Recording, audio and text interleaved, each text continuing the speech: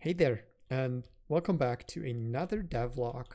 So in the last video I did showcase my weather system that I have started to implement, and I said that I wanted to add a little bit more depth to it to make it feel a little bit more natural. So I'm gonna spawn in a storm and you will probably immediately see the changes. So the wind itself is the same, but if you keep a close watch on the rain, you see that some of the raindrops do spawn some splashes.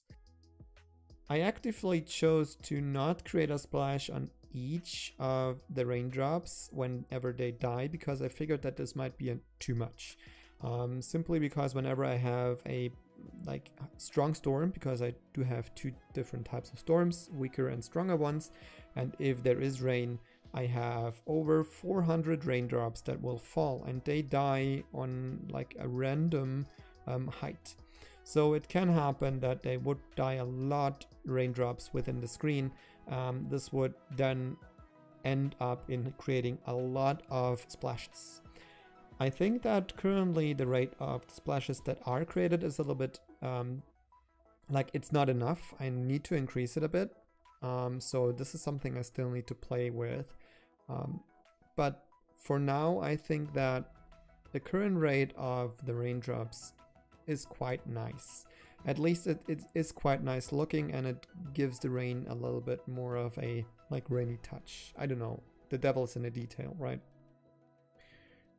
So now let's wait for the storm to pass.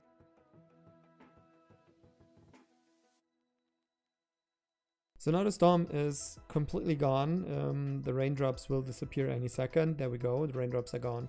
And one more thing that I've added is that I do now have the option to basically spawn in clouds, so I can decide whether it is a, let's say, cloudy or sunny day, which will happen a lot during summer. So I've already implemented the logic for different types of weather depending on the season.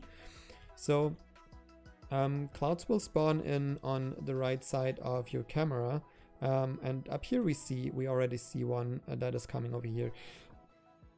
The meaning of the clouds is that they are supposed to be a shadow of a cloud that basically flows over the ground.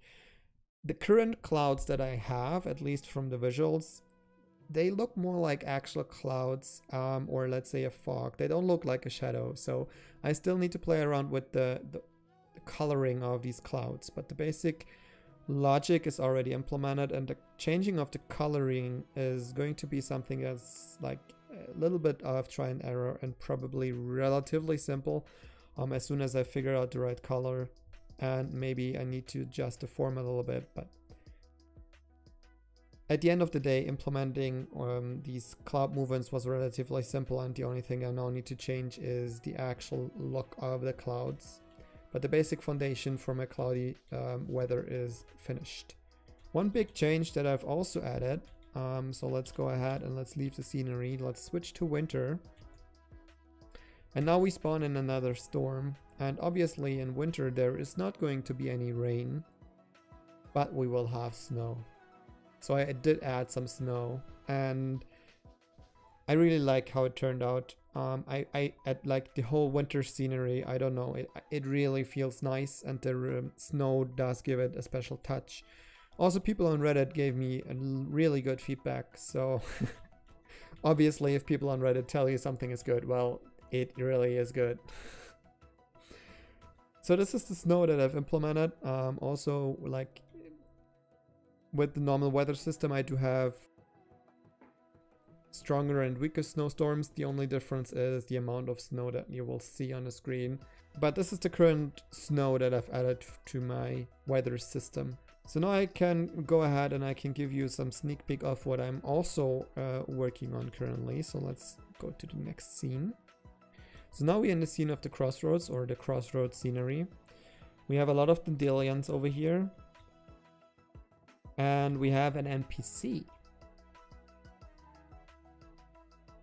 So what I did is I gave this NPC the same rig body component that I've created for my player. So if you can take a close look, he now has an idle animation, which is pretty similar to the player's idle animation because, well, it's the same.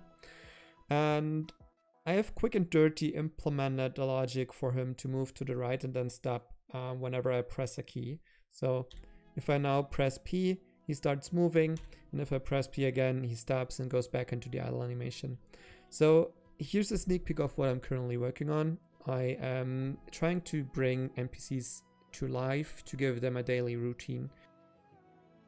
For the purpose of testing out whether I could apply the rig component to the NPC, I implemented the logic for the movement pretty much quick and dirty, and I still have to create a whole module on handling the movement or the tasks that NPCs will do throughout the day.